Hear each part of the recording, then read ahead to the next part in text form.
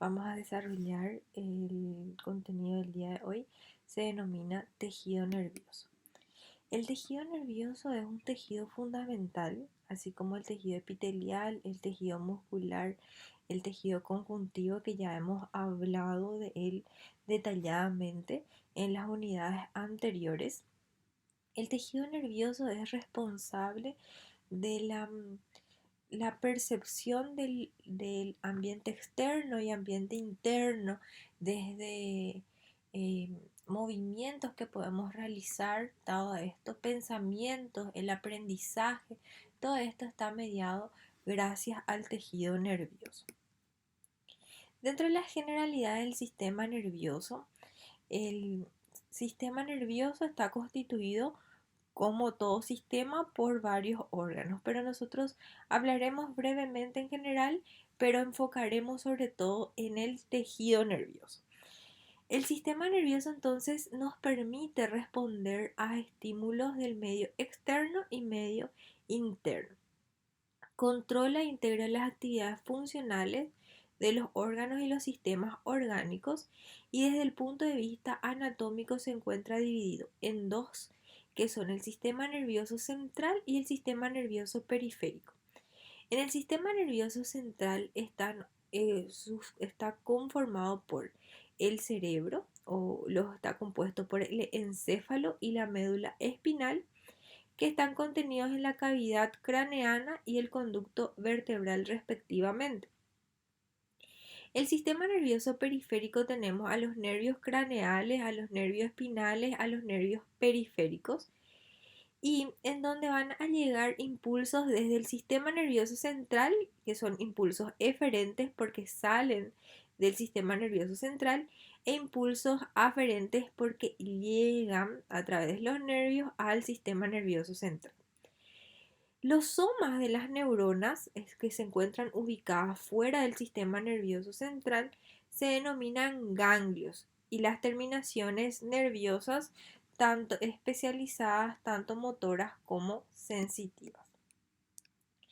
Desde un punto de vista funcional, el sistema nervioso se clasifica nuevamente en sistema nervioso somático y sistema nervioso autónomo. El somático proviene de la palabra griega soma, que significa cuerpo, y consiste en las partes somáticas del sistema nervioso central y sistema nervioso periférico.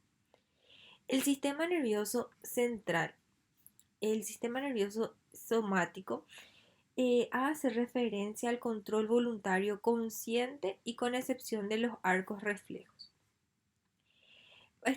Están ligados sobre todo a la inervación consciente de nuestro cuerpo, pero exceptuando en algunas regiones en donde proporciona inervación sensitiva y motora a todas partes del cuerpo, en excepción en las vísceras, en los músculos lisos, en el corazón y en las glándulas.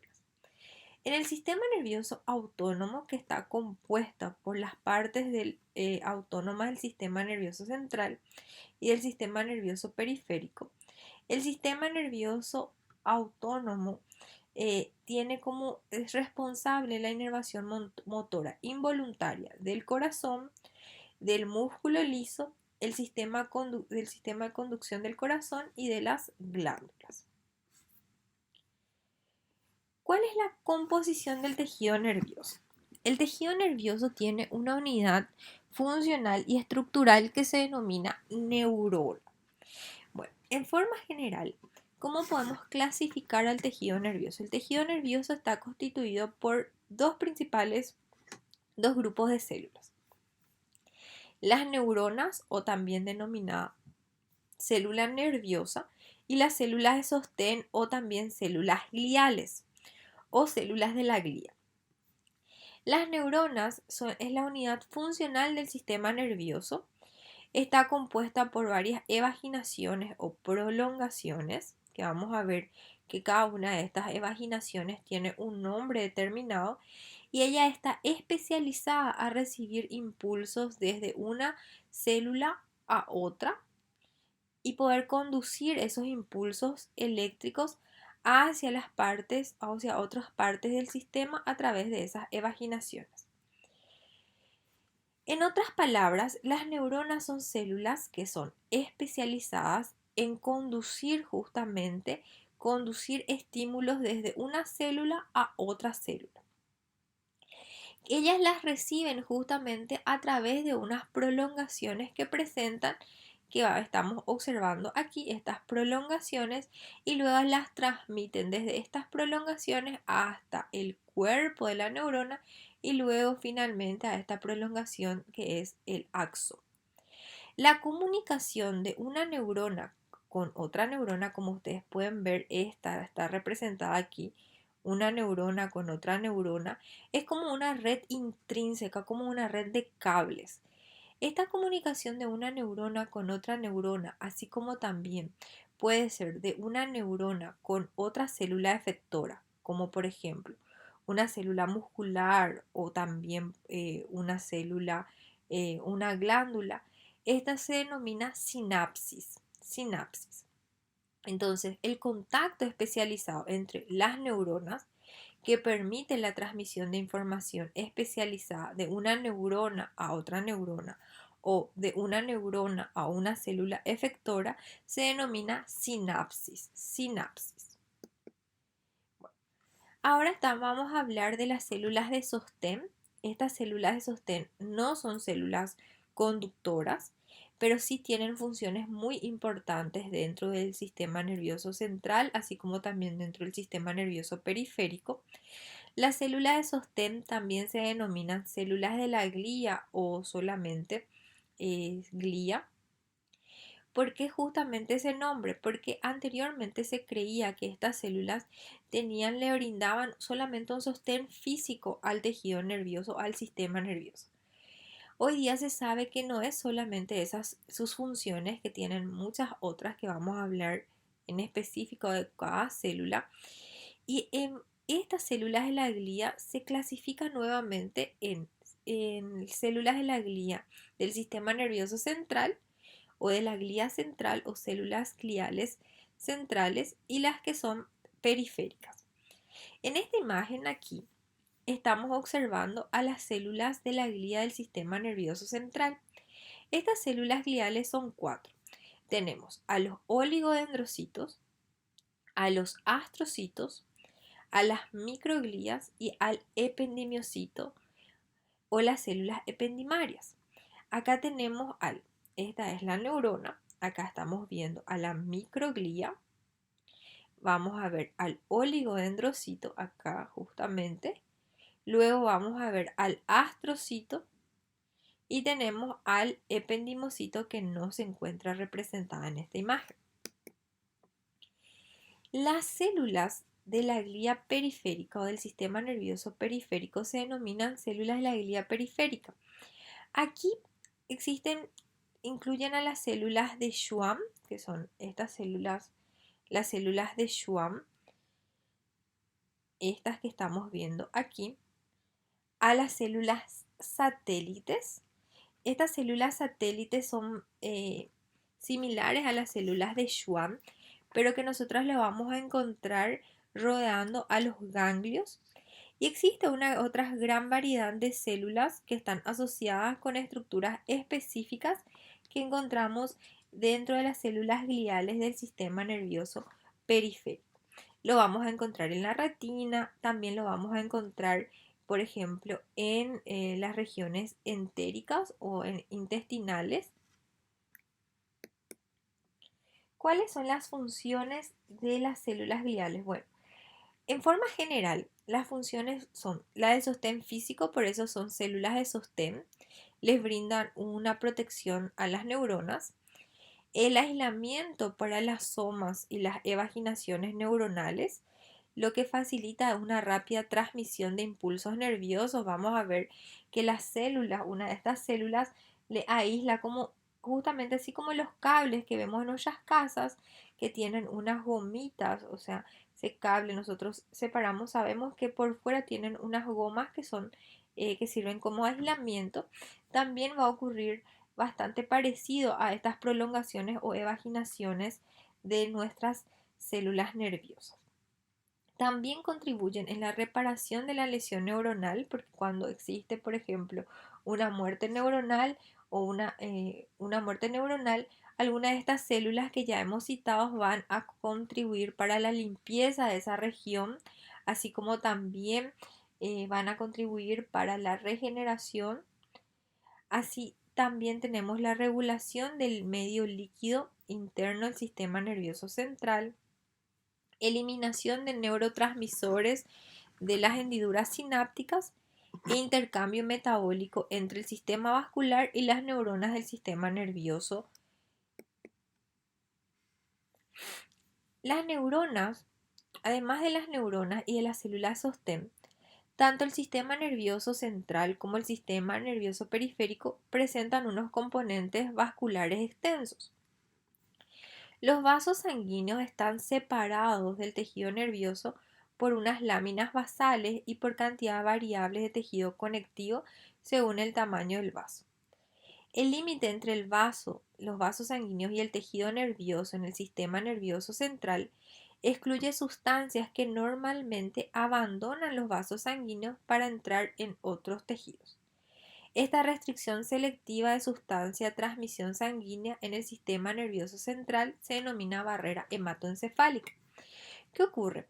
Como en el cerebro existe o en el encéfalo no pueden ingresar cualquier sustancias porque pueden producir una inflamación, por ejemplo, y pueden tener varias complicaciones para la vida del paciente.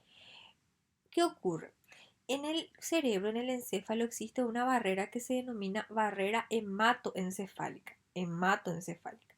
Esta barrera está formada justamente vamos a tener al vaso sanguíneo, vamos a tener a una membrana basal y a unas células que van a contribuir para que exista como un filtrado de cuáles son las sustancias que van a atravesar desde los vasos sanguíneos hasta el encéfalo para que de esa manera evitar de lo siguiente, evitar que cualquier sustancia atraviesa el vaso sanguíneo y puede causarle un efecto nocivo al encéfalo.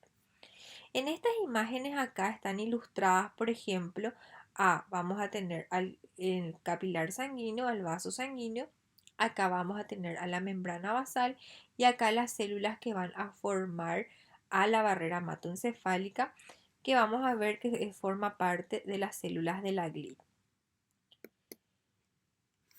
Los efectos específicos en los órganos internos que responden a la información por las neuronas autónomas incluyen en el músculo liso, la contracción del músculo liso, sobre todo en órganos tubulares o huecos, como por ejemplo en el intestino delgado, en la vesícula biliar, en la vejiga.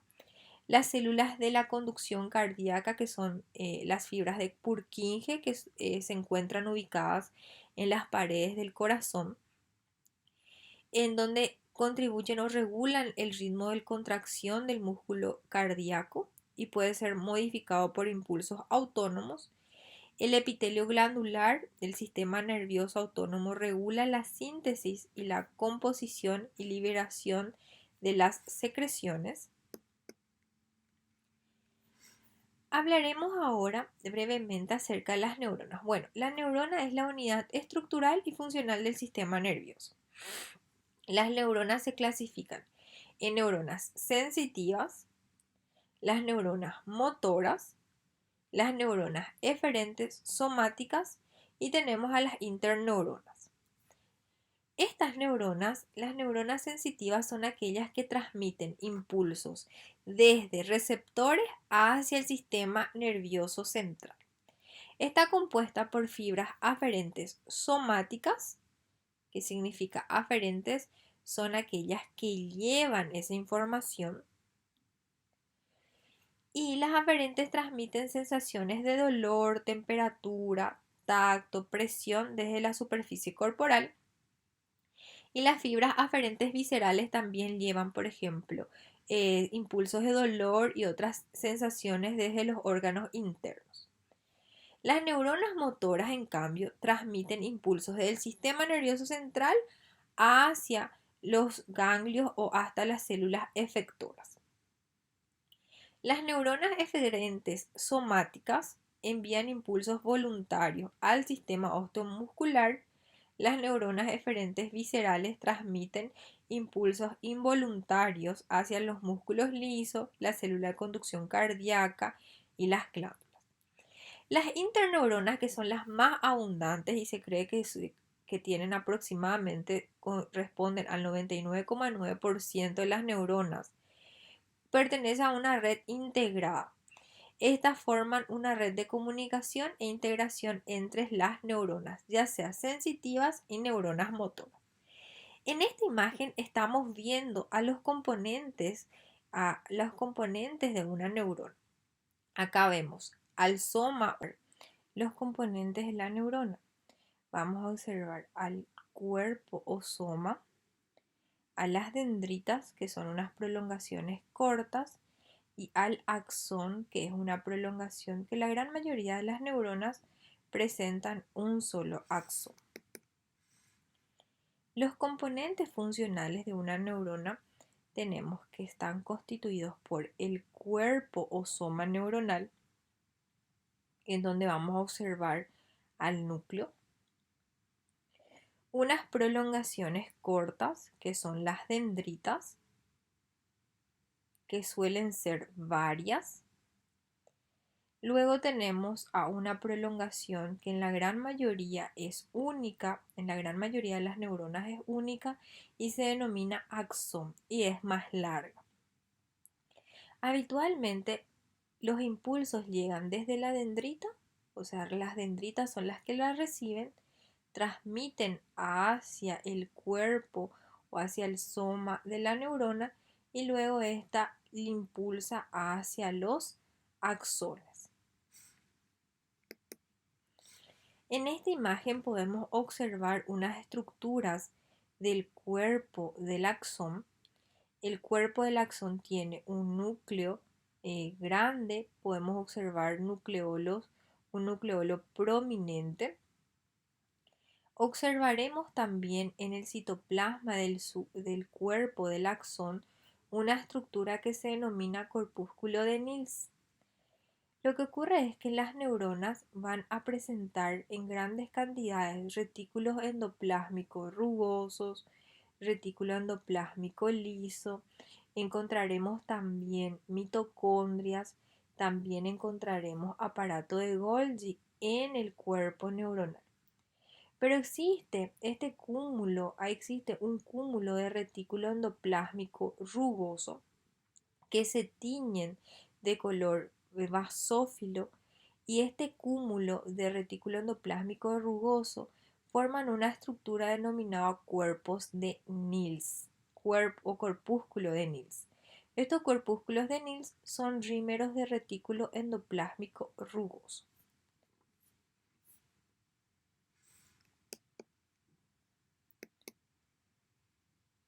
Las neuronas se clasifican de acuerdo a su cantidad de evaginaciones. Podemos clasificarlas de acuerdo a su cantidad de evaginaciones, que son de acuerdo al número de dendritas que presentan. Desde un punto de vista anatómico, la mayoría de las neuronas pueden caracterizarse de la siguiente manera. Pueden ser multipolares cuando ellas presentan un solo axón, pero puede tener dos o más dendritas. Las multipolares son las más abundantes y la dirección de los impulsos es desde las dendritas hacia el soma y desde el soma hacia el axón. En esta imagen también podemos observar, acá tenemos a las dendritas, esta es una neurona multipolar porque tienen varias dendritas y tiene un solo axón. Las siguientes son las neuronas bipolares y estas neuronas bipolares son en las que tienen una sola dendrita y un solo axón. Una sola dendrita y un solo axón. Esta cantidad en las neuronas bipolares las vamos a encontrar sobre todo en órganos o en sentidos especiales como en el gusto, en el olfato, en el oído, en la vista y en los sentidos del equilibrio. Acá podemos observar a unas neuronas bipolares en donde tenemos una sola dendrita y tenemos un solo axón. Acá podemos mirar a una neurona bipolar en donde tenemos una dendrita y tenemos un solo axón. Las neuronas bipolares habitualmente están relacionadas a sobre todo a sentidos del gusto, del olfato, del oído, la vista o el equilibrio.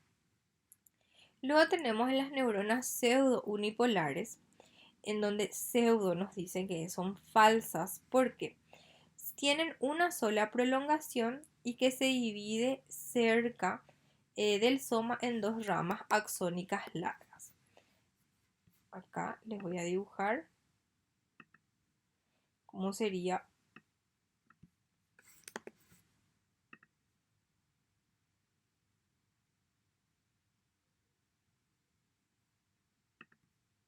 así. Una neurona pseudounipolar sería, tenemos el cuerpo, tiene el axón y este axón se ramifica en dos ramas axónicas largas. En dos ramas axónicas largas. Entonces, esto sería una neurona pseudo unipolar. Una neurona pseudo unipolar.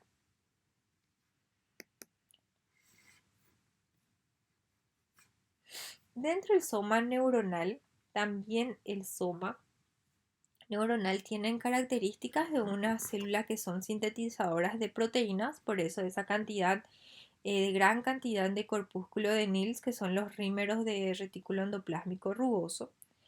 Tiene un nucleolo prominente, un citoplasma perinuclear circundante también.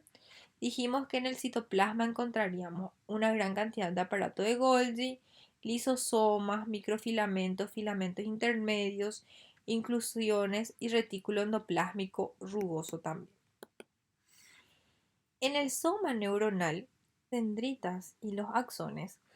Las dendritas son unas evaginaciones receptoras que van a recibir estímulos desde otras neuronas o desde el medio externo. Las dendritas habitualmente presentan otra vez unas ramificaciones que ya se denominan arborizaciones dendríticas. Normalmente en las dendritas nosotros vamos a encontrar algunas organelas que estábamos hablando o que hemos citado también en el soma neuronal. ¿Por qué esto es importante tener en cuenta? Porque esto me va a permitir distinguir las dendritas de los axones. En los axones, en cambio, ellas son evaginaciones efectoras que transmiten los impulsos a través de las neuronas o a las células efectoras. La función principal del axón es transmitir información desde el soma a otra neurona o a una célula efectora, como por ejemplo una célula muscular. En los axones nosotros no vamos a observar organelas de gran tamaño, pero sí podemos observar mitocondrias, por ejemplo, o sí podemos encontrar mitocondrias en los axones o sobre todo en el inicio del axón que se denomina cono axónico. Los axones se clasifican nuevamente de acuerdo a aquellos axones provenientes de neuronas que están ubicados en los núcleos motores del sistema nervioso central y habitualmente son las más largas, que pueden medir hasta 1 metro de longitud y que van hasta poder alcanzar a la célula diana, forman parte del sistema osteomuscular. Luego tenemos a las interneuronas del sistema nervioso central, que corresponden a las neuronas de Golgi tipo 2, que tienen unos axones más cortos y pueden dar origen a una ramificación recurrente del soma neuronal y otras ramificaciones colaterales, y el axón se origina desde el cono axónico. A menudo carece de órganos citoplasmáticos grandes como corpúsculo de Nils, cisternas de Golgi, En cambio encontramos mitocondrias, vesículas que atraviesan el cono axónico y hacia el interior del axón. El segmento inicial es el sitio en cual se genera el potencial de axón potencial de acción en el axón. Acá estamos observando, entonces esto es una neurona multipolar, porque estamos diciendo porque tienen dendritas, ¿verdad? Las varias dendritas y estas vamos a ver que pueden tener arborizaciones dendríticas, que son las ramificaciones. Las dendritas son habitualmente más abundantes, las dendritas son más cortas en comparación con el axón. Las dendritas también emergen del cuerpo o del soma neuronal. La información o la aferencia de los axones llegan a través de las dendritas. Esta información pasa desde la dendrita hacia el soma neuronal. Este soma neuronal va a llevar hacia el axón. Acá tenemos el cono axónico, que es el segmento, o sea, es el lugar, el sitio en donde va a iniciar el axón. Y acá tenemos al segmento inicial, que es el sitio o el lugar en donde inicia en los potenciales de axones. Potencial de acción de los axones. Los axones, como dijimos, es la porción conductora, es la que conduce estos impulsos y es bastante larga, suele ser única en la gran mayoría de las neuronas y luego ellas se van a ramificar y van a formar, justamente van a llegar hacia otra neurona o así como decíamos, o una célula efectora. ¿Se acuerdan de que decíamos que una neurona con otra neurona, una comunicación específica de una neurona con otra neurona o una célula efectora se denomina sinapsis? Bueno, la sinapsis es la comunicación de una neurona con otra neurona y con una célula efectora mediante sinapsis. Los tipos de sinapsis desde un punto de vista morfológico son de tres tipos: axodendríticas, axosomáticas o axoaxónicas. Las axodendríticas son en cuanto el axón, acá, axodendríticas son acá, tenemos al axón, entra en contacto con la dendrita de la neurona. Luego podemos tener axosomática, que es cuando entra en contacto el axón con el soma. Y tenemos las axoaxónicas, es cuando entran en contacto un axón con otro axón. Entonces, repitiendo, tenemos, de acuerdo a la clasificación de la sinapsis en forma morfológica, tenemos que puede ser axodendrítica cuando un axón entra en contacto con una dendrita, axosomática cuando el axón entra en contacto con el soma de la neurona y axoaxónica cuando entra en contacto un axón con otro axón. La clasificación de la sinapsis pueden ser una sinapsis química o la sinapsis eléctrica. La sinapsis química es aquella que va a hacer la conducción de esos impulsos es mediada por sustancias químicas denominadas neurotransmisores, desde la neurona presináptica y se difunden luego a un lugar que se denomina hendidura sináptica para poder llegar hasta la célula o la neurona postsináptica o célula diana. Luego tenemos aquí podemos ver al elemento presináptico, esto fotón presináptico también podemos decir. Aquí vienen las vesículas de los neurotransmisores, aquí llegan, entran, se fusionan y luego son eliminados en la hendidura sináptica. En este espacio, luego para entrar en contacto con la membrana, estos neurotransmisores son liberados en la hendidura sináptica. Estos neurotransmisores van a ser liberados allí para que entren en contacto con la membrana postsináptica, en donde encontrarán receptores para ese neurotransmisor. Luego tenemos a la sinapsis eléctrica, que son comunes sobre todo en los invertebrados. Contiene uniones de hendiduras que permiten el movimiento de iones entre las células y en consecuencia permite la propagación directa de una corriente eléctrica de una célula a otra. La equivalente a sinapsis eléctrica en mamíferos sería, incluyen a las uniones de hendidura en el músculo liso y en las células musculares cardíacas. Luego hablaremos de las células de sostén del sistema nervioso o la glía.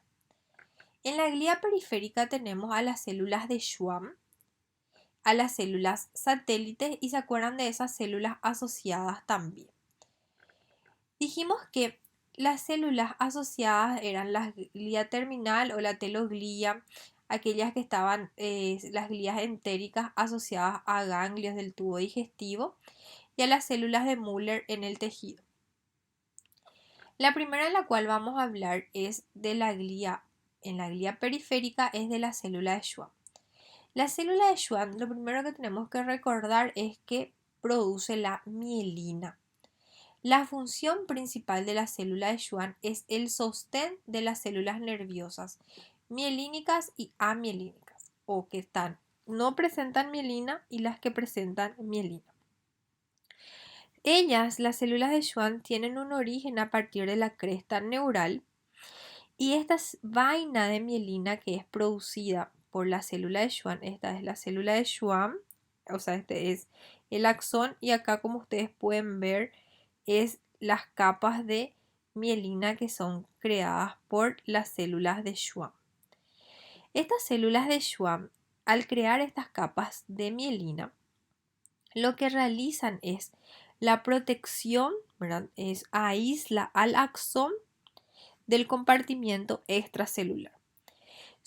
La presencia de la vaina de mielina asegura que los impulsos nerviosos lleguen de forma rápida, o sea, en este sentido, vayan desde el soma hacia la célula efectora de una forma rápida y efectiva.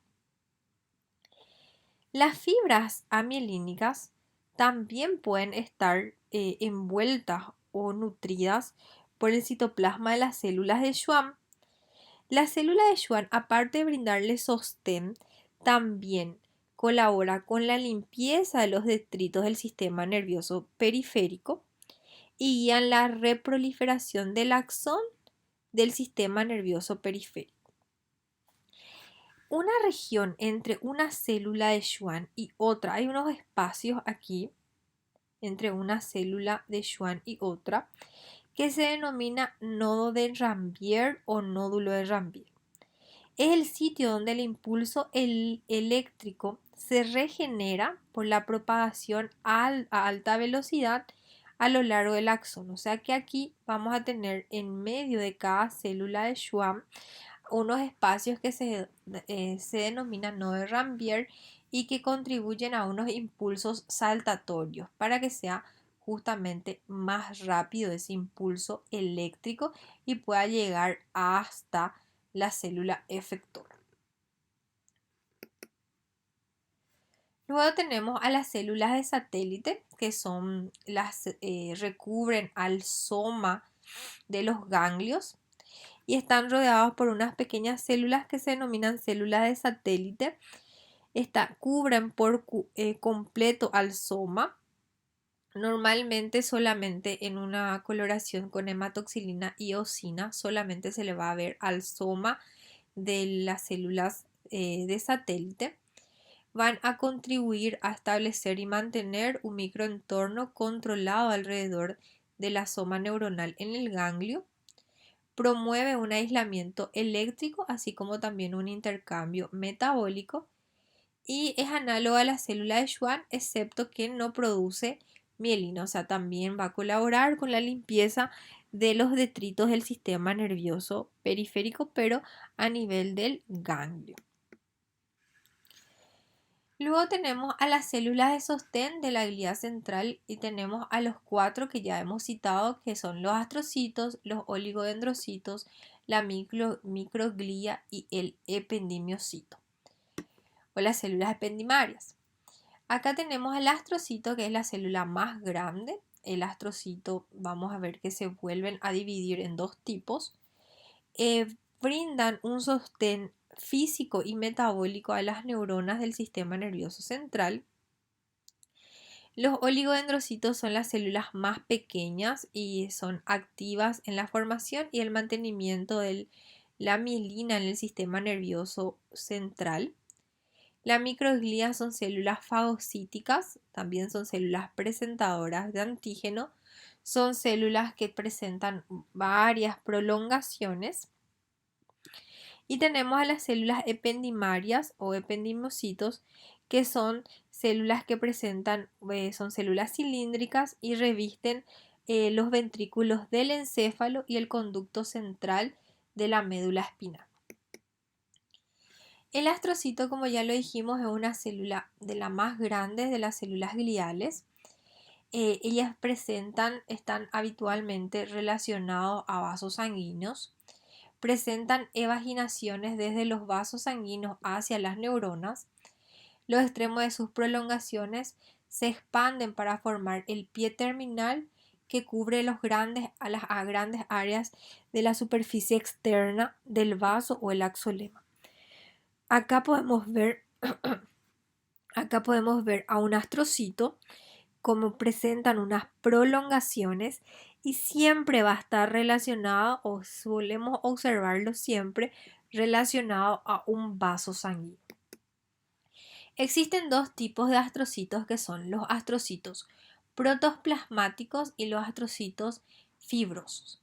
Los astrocitos protoplasmáticos los encontramos sobre todo en la sustancia gris del encéfalo.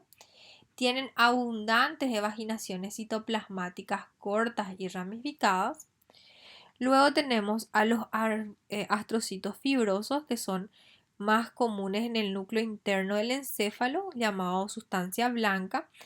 Tienen menos evaginaciones y son relativamente más rectas. Ambos astrocitos tienen lamentos intermediarios prominentes compuestos por la proteína ácida fibrilar glial. Estas justamente son las más abundantes en el astrocito fibroso, por eso es su nombre. Acá más una imagen en donde vemos al astrocito, es una célula bastante grande y que tienen estas prolongaciones y están relacionadas a los vasos sanguíneos. Los astrocitos cumplen funciones importantes en el movimiento metabólico porque forma parte de la barrera hematoencefálica. ¿Se acuerdan que decíamos que la barrera hematoencefálica estaba formada por el vaso sanguíneo, su membrana capilar, su membrana basal y las ramificaciones o prolongaciones de una célula, que es el astrocito?